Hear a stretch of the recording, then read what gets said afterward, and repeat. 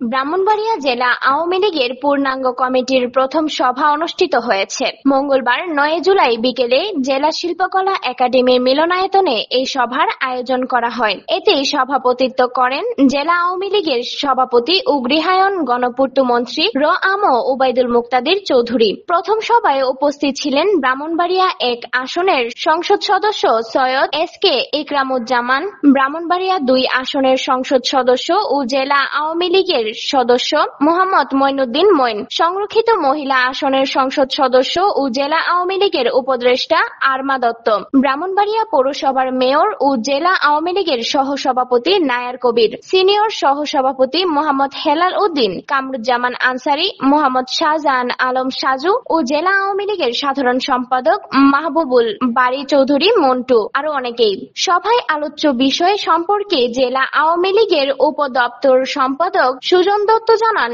পুরো আগস্ট মাস জুড়ে যেন যথাযোগ্য মর্যাদার শোক পালন করা হয়, এ ব্যাপারে সিদ্ধান্ত হয়। এছাড়া ১৫ই আগস্ট জাতীয় শোক দিবস, যথাযোগ্য মর্যাদায় শোক দিবস পালনের সিদ্ধান্ত গৃহীত হয়। পাশাপাশি আগামী ২৮ সেপ্টেম্বর বঙ্গবন্ধু কন্যা প্রধানমন্ত্রী শেখ হাসিনার জন্মদিন, এই দিনটি জমকালোভাবে পালনের সিদ্ধান্ত গৃহীত হয়। এছাড়া জেলা আওয়ামী লীগের সদস্য পদে ব্রাহ্মণবাড়িয়া ৪ নবীনগর আসনের সংসদ সদস্য মোহাম্মদ ফাইজুর রহমান বাদলকে সদস্য করার সিদ্ধান্ত সর্বসম্মতভাবে গৃহীত হয়। এছাড়া উপদেষ্টা পদে বীর মুক্তিযোদ্ধা আব্দুল ওয়ালিদ খান লাবলুকে উপদেষ্টা কমিটিতে যুক্ত করার সিদ্ধান্ত গৃহীত হয়। এছাড়া যেসব উপজেলা কমিটির এখনো পূর্ণাঙ্গ হয়নি, সেসব উপজেলা কমিটিকে আগামী ৩০ জুলাইয়ের মধ্যে জেলা কমিটি থেকে পূর্ণাঙ্গ কমিটি করে অনুমতি নিতে বলা হয়। সামনে আগস্ট মাস, শোকের মাস, পুরো আগস্ট মাস জুড়ে যেন শোক দিবস পালন করা হয়, সেই বিষয়টি গুরুত্ব সহকারে পালন সিদ্ধান্ত গৃহীত হয়।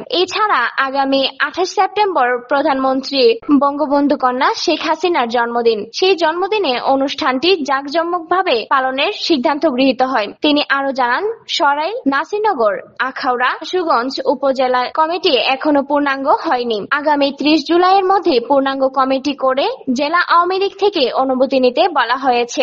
অন্যথায় কেন্দ্রের নির্দেশনাক্রমে জেলা আওয়ামী লীগ পরবর্তী পদক্ষেপ গ্রহণ করবে। এ সময় সভা সঞ্চালনা করেন জেলা আওয়ামী লীগের প্রচার সম্পাদক অ্যাডভোকেট সিরাজুল ইসলাম ফেরদৌস। প্রসঙ্গত, ২০২২ সালে ১১ নভেম্বর জেলা আওয়ামী লীগের সম্মেলনে ওবায়দুল মুক্তাদির চৌধুরী টানা দ্বিতীয় মেয়াদে ব্রাহ্মণবাড়িয়া জেলা আওয়ামী লীগের সভাপতি নির্বাচিত হন। গত ২৬ জুন দলের কেন্দ্রীয় কমিটির সাধারণ সম্পাদক ওবায়দুল কাদের এমপি স্বাক্ষরিত ৭৫ সদস্য পূর্ণাঙ্গ জেলা কমিটি ও ১৮ সদস্য বিশিষ্ট উপদেষ্টা কমিটি অনুমোদন দেওয়া হয়।